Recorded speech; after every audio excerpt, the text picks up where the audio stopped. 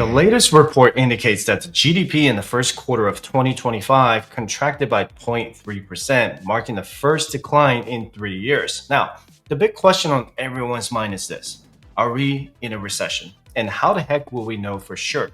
And the most common misconception about recessions is that they have anything to do with stock market performances. 2022, for example, was a really bad year for the stock market and the bond market, but we were not in a recession. We had a recession in 2020 during COVID, but the S&P 500 finished with a 16% gain. So let's break it all down. What actually defines a recession? How it's officially called? What the stock market has to do with it? And most importantly, what you can do to stay calm, stay smart, and stay financially fit. Now, I know what you're thinking, but JP Morgan just raised their recession probability. Yes, you're right. According to their latest update in April 2025, they put the probability of a recession occurring in 2025 at 60%. Although they did mention that certain tariff unwinding has happened, the remaining ones, especially concerning trade with China, even though they just reached a temporary agreement, are keeping that probability up there. And they even said, and I quote from their chief global economist, Bruce Kasman, what remains is still enough to push the US and China and thus likely the global economy into a recession this year. And what happened to the stock market since the US and China reached a trade deal to pause the tariffs for 90 days starting on May 12th? It's been going up, and now people have completely stopped talking about the recession. But here's where people get tripped up. The minute someone hears recession, they assume the stock market is going to tank. Panic sets in, and people start pulling money from their 401ks like it's a burning building. But let's pump the brakes for a second, because that assumption is just not supported by history. And not every recession correlates with the stock market performance. To understand this better, let's separate fact from fear. The US has seen 11 recessions since 1950, with the average length of 11 months, the longest lasting 19 months, and the shortest only 3 months. But guess what? 5 out of those 11 actually ended with the stock market posting positive returns. So that means your investments might not tank just because the economy hits a speed bump. In reality, the market doesn't always follow this economy's script. Sometimes stocks start recovering during a recession because the market is always looking ahead by 6 to 9 months. It's like those sports fans who leave the stadium before the game's even over because they might be wrong about the outcome, or they might just know something you don't. So the idea that a recession automatically equals a stock market apocalypse, let's just file that under common misconceptions right next to all finance people are boring. The one time we were actually in a recession and the S&P 500 crashed by almost 40% was in 2008 during the Great Recession. We knew we were in a recession because it was a no-brainer when you had lines of people at the unemployment line. And the unemployment rate skyrocketed from 5% in January 2008 to 7.3% in December 2008. It didn't need a government official to tell the American people that we were, in fact, in a recession, right? A third grader could have told you that we were in a recession. Now, the S&P 500 continued to tank from January 2009 until the end of March 2009, and it was down by over 17% year to date. The unemployment rate also climbed to 10% by October 2009. However, the stock market started to recover in April when the Federal Reserve held interest rates steady and gave us a better economic outlook. It was a really scary time, but Wall Street investors saw positive outlooks, and that's when the multi-year bull market began. The recession started in December 2007 and then ended in June 2009 for 19 months. But the stock market recovery began much sooner, starting in April 2009, because they were looking at the future outlook. The S&P 500 actually finished 2009 with a 23% return, even when the unemployment rate was still at 9.9%. Again, a recession doesn't automatically equal doom and gloom for your investments. In fact, it might be the perfect time to lean in, not lean out. But don't get me wrong, I never wish for a recession like some people do in my comment section. Why? Because the Great Recession put us further into national debt. It took our unemployment rate over 8 years to get below 5% in 2016. So the stock market may be doing great between 2009 and 2021, but a lot of people suffer from unemployment, which delay people from getting on a stable career, investing for retirement, saving for a house, or starting a family. I always welcome a stock market dip, but I never welcome a recession. I want to be very clear on that. Now, another thing you need to know is that not all recessions are the same, just like snowflakes or my attempts at baking. Each one is unique. Some are short and sharp, Others are long and grinding. Some recessions will only hit certain sectors, and sometimes harder than others. Let me give you some examples. During the pandemic in 2020, the travel and tourism industry got hit the hardest. Air travel demand fell by over 60% globally, and nobody wanted to go to a hotel just to get quarantined for a week or risk getting exposed by going on a cruise. That's a recession in the travel and tourism industry because it led to mass layoffs and several bankruptcies. I lived in Las Vegas during the pandemic, and I still do, and the unemployment rate just in Nevada climbed to 32% in that 1 year. And during the housing market crash between 2007 and 2009, the construction sector got hit the hardest due to the subprime mortgage crisis, and that led to a collapse in housing demand and prices. I bought my first house in Vegas for $120,000 in 2010, and I'm probably never going to see that price again. But just imagine how much the seller lost just by selling that house to me for $120,000 when it was worth over $200,000 3 years ago. Not to mention how millions of construction jobs across the nation have been lost due to the housing market collapse. And most recently, we saw an automotive sector recession due to a global chip shortage in 2021 and 2022. And that was due to a semiconductor shortage after COVID, which massively disrupted vehicle production worldwide. The production fell by 30% because they literally have vehicles lined up in the factory without a chip in them. And you probably remember how these vehicle prices skyrocketed because of the supply shortages. So these are the examples of a sector recession. So who are the official referees in this economic game? It's not your favorite news anchor and definitely not the loudest guy on social media. The official call comes from a rather distinguished sounding group, the National Bureau of Economic Research, or NBER for short. But who exactly are these people? Well, these folks are like the Supreme Court of economic cycles, and they're a private, nonprofit, nonpartisan organization full of top-notch economists who announce the official start date and end date of a recession. The thing is, NBER does not predict recessions. They don't have a crystal ball. They tell you we were in a recession, often months after it started or even after it ended. It's like a historian telling you about a battle after the dust has settled. But their definition of a recession is a bit more nuanced than the popular 2 consecutive quarters of negative GDP growth that you hear thrown around.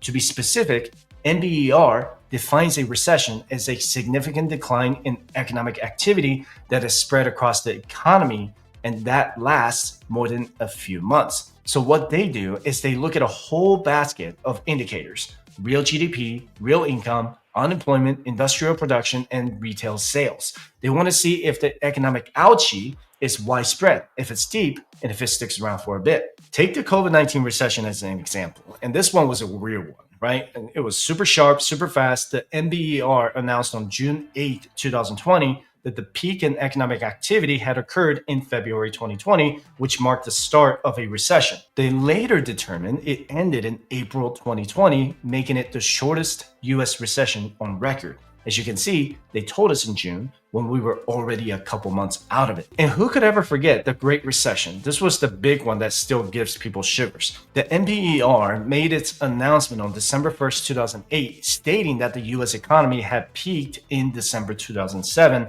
and entered a recession. It eventually ended in June 2009, and again, the official call came a full year after it began. That's why the economists warned that an official declaration can take months, even years, because NBER relies on a broader set of indicators and retrospective data. So if you're waiting for the NBER to give you a heads up to batten down the hatches, you might be a bit late to the party. And since waiting for the NBER is like waiting for a sloth to win a sprint, economists have developed other tools to give an earlier warning. One indicator that's been getting some buzz lately is the Sahm rule. Former Federal Reserve economist Claudia Sahm, whom the rule is named after, explains its relatively simple indicator. It signals the start of a recession when the 3-month moving average of the national unemployment rate rises by 0.5 percentage points or more relative to its low during the previous 12 months.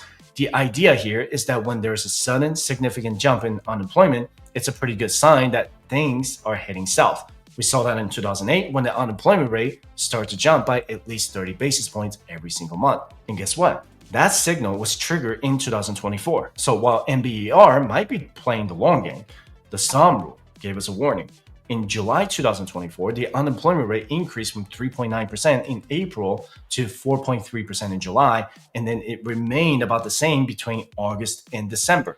This rise in unemployment caused the 3-month moving average to exceed the 0.5 percentage point threshold and activate the Sahm rule. It was due to a huge increase in individuals entering the labor force, or it was around 420,000 people, but only 114,000 new jobs were added in that month, and that led to a higher unemployment rate. This also led to the Federal Reserve cutting interest rates in September 2024 when they saw the unemployment rate significantly increased. So while the Sahm rule has been reliable in a historical sense, even Claudia Sahm herself warned that not every single trigger should be considered an indication of a recession. Could we still see a recession in the coming months? No one knows for sure. Not even the spam bots in my comment section telling people to invest in crypto know when that recession is going to hit. YouTube needs to do something about those spam bots. Now, this is a long video for a reason because I want you to win. And when it comes to navigating a recession, one of the smartest things you can do is taking a step back and look at the bigger picture. You can always schedule a consultation with me by visiting firesignature.com/consultation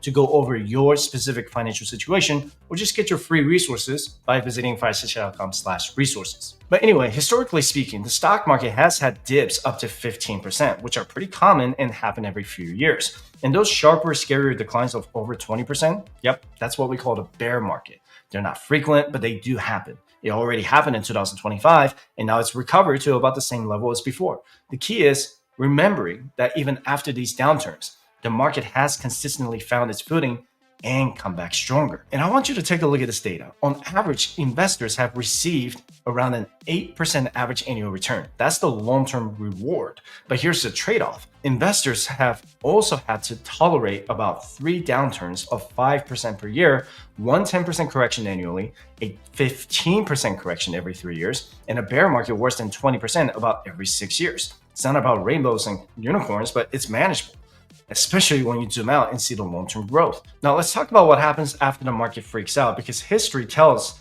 a surprisingly optimistic story.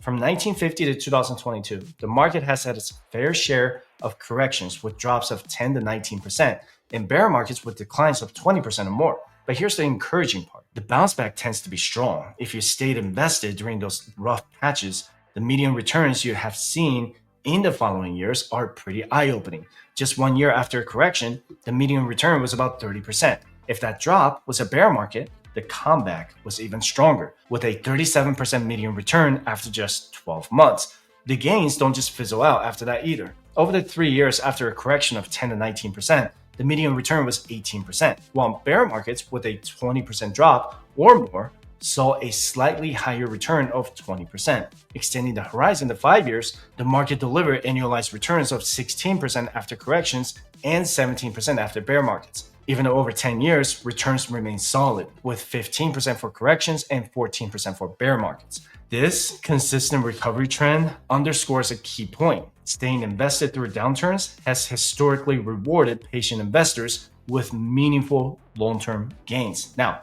to show you how this works, let's say you invested $10,000 in the S&P 500 way back in 1988 and just left it there until the end of 2024.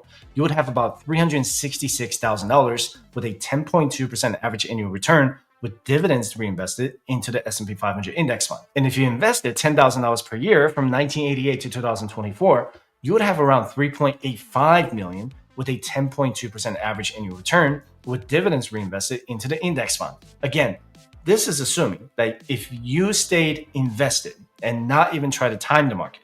But what happens if you try to time the market and miss just the 5 best market days during that entire period? Your returns will be dramatically lower. Your final value will be down to 2.6 million instead of 3.8 million that I showed you earlier. That's pretty gnarly, right? And what happens if you miss the 10 best days in the stock market between 1988 and 2024? Your total value will be down to 1.98 million. And what happens if you miss the 30 best days? That's a total value of 930,536, which is a loss of almost 73% in the total value. That is why, when it comes to long-term investing, I don't time the market. If the market dips or tanks in the short term, instead of playing the game of trying to time the market or reallocating some of the stocks, I just invest more. The market is down by 10%. That means I'm going to buy more. Why? Because I'm going to end up making more money than I had planned because of the market downturns. So let's forget about the stock market data for a minute and talk about your personal economic situation. What can you do to prepare for a recession? Step one, don't panic and focus on your long-term vision. I know it's easier said than done. And when the news is screaming doom and gloom, right? But remember what we said about the stock market and about recessions being temporary.